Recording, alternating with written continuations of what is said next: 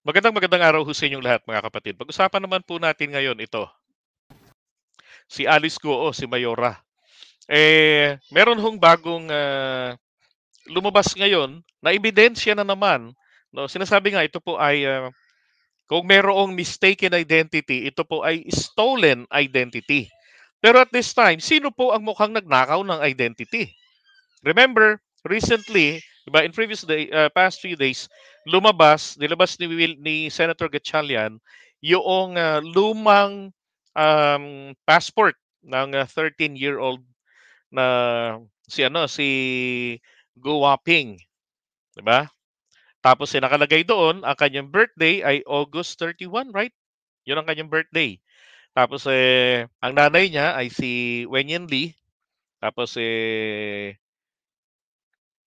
tawag diyan, na-retrieve itong lumang passport niya doon sa isang ahensya ng gobyerno kung saan yung mga dayuhan na gustong mag-invest ay binibigyan po ng special visa.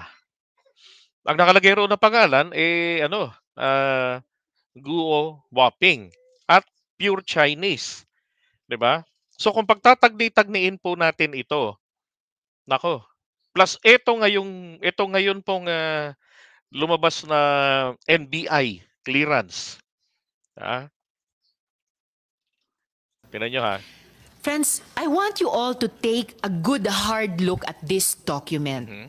Same ang birthday sa birth certificate ni Alice Leal Guo na tumakbong mayor. July 12, 1986. Pareho ang spelling ng pangalan, pero ibang-iba ang mukha. Napakadami ko pong katanungan. Is it a coincidence na may dalawang Alice Leal Guo na pinanganak on July 12, 1986 sa Tarlac? Is it a coincidence that this NBI clearance was applied for just a few days before the date of filing of the delayed registration of birth of the other Alice Leal Guo in Tarlac City? Or is this a case of stolen identity? Has Guo Haping assumed the identity of a Filipino woman and then nearly a decade later run for public office?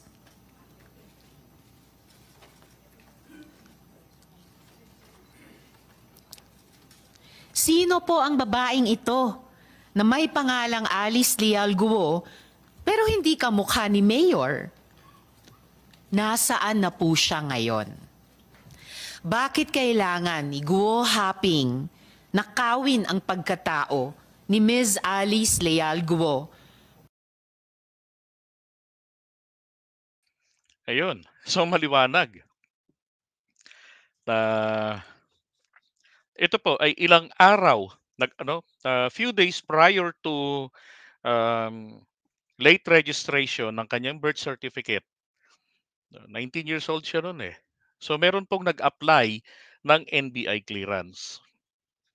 So hindi po kaya kasabwat dito ang taga-NBI?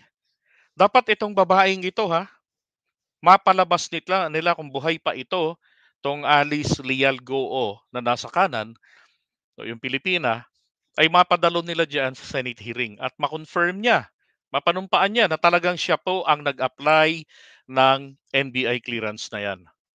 At kapag yan po ay nangyari, nako, malaking lalong sakit ng ulo ni Mayora Alice.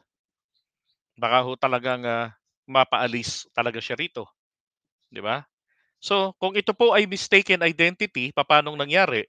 Ibig sabihin, somebody from the NBI, di ba, provided such information na ilalagay doon sa kanyang late registration. Kasi po yung birthday, yung date of birth na sinasabi rito na July, ganun rin po ang dineklara nila Alice sa kanyang birth certificate. Di ba? At para siya po ay lumitaw na Pilipina.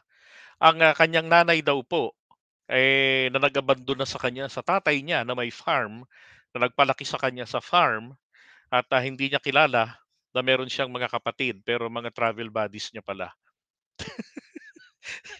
Hindi rin niya kilala. O dini-deny niya pa ang kanyang tatay na at yung dalawang kapatid niya, babae at lalaki, ay mga kasamahan lang daw po sa farm. Ang binanggit na ngang pangalan, si Mengo, Sheila Lial Go, 'di ba? Tapos, yung pangalan ng tatay niya, 'no, siya po si Happy Pig, 'di ba? Siya si Happy Pig.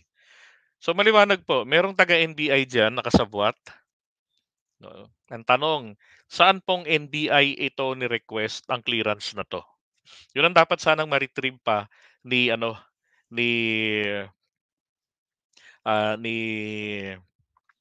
ni Risa at saka ni, Senator Gatchalian sa NBI. Malaking bagay po kasi na ma-retrieve 'yan o malaman kung saan pong branch yan ni-request, 'no? And then mapaharap itong tao kung buhay pa, 'di ba? Ang tanong ngayon, naku, nasaan na kaya si Mayora dahil suspendido? Tapos nasampahan na ng kaso pero hindi naman po siya agad kasi puwedeng hulihin. Kailangan munang i-order ang paglalabas ng warrant of arrest. So makikipagbakbakan pa sila sa piskalya, and then kapag meron ng indictment, ko-questionin pa 'yan sa Supreme Court or sa DOJ, 'no, o kaya, kung saan ba, DOJ o sa ombudsman o ko-questionin pa yang ano, yang, determination ng probable cause. Tapos pupunta ng Davao City para makatakas. Naalala ninyo yung sa Parmali dati, yung, mga bossing ng Parmali, hindi ba nahuli rin yun tumatakas sa Davao City rin, sa airport? Oo. Tapos, etong ngayon din yung sa Porac Pogo, doon din sa Davao rin nahuli. My goodness. Ano ba 'yan, point of exit? Ay naku. Okay, so eto po yung mga abangan natin, ang mga susunod na mga kabanata rito dahil, eto pong, iba talaga kapagka ano 'no, kapagka hindi comedy yung mga senador na nag-i-investigate, may sense. Hindi katulad ng 'pag sila Bato, komedyante, 'no, pati yung resulta walang kuwenta. Pati yung proceedings wala ring kuwenta. Sabi ni Amadeo Elguira, "JDB, malaki ang bayad niyan." Ay naku, totoo po 'yun, naniniwala ako diyan. Milyones kaya lumusot 'yan kahit illegal, pera-pera lang ito ang problema natin sa Pinas. Totoo naman po talaga 'yan, talamak po ang korapsyon sa Pilipinas. Hindi ko po 'yan itatanggi. Maging nung panahon pa ni dating Pangulong Duterte, talamak ang korapsyon. Panahon ni Pinoy, talamak ang korapsyon dahil po ang disiplina po talaga. 'Yan po ang pinakamalaking problema ng mga Pilipino, ang disiplina. Yung mga nakasanayan na yung palusog, yung, palusot, 'di ba? Sabi ni Don Stevie, "May fingerprint naman yang, certificate ng NBI, malalaman agad." Tama po, 'di ba? Totoo, meron 'yan. Ito pong, NBI na nakuha nila, ito po ay legit. Ito po yung ni-request ilang araw bago yung late registration ni Mayora Alice.